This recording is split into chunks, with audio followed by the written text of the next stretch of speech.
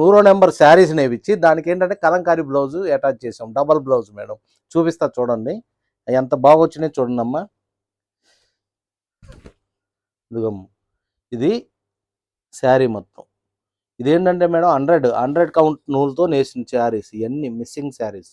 ఇది హ్యాండ్లూమ్స్లో అయితేనే మిస్సింగ్ వచ్చింది మేడం. ఫస్ట్ సారి మీరు గుర్తుపెట్టుకోండి మేడం. మిస్సింగ్లో పవర్లూమ్లో మిస్సింగ్ రాదు.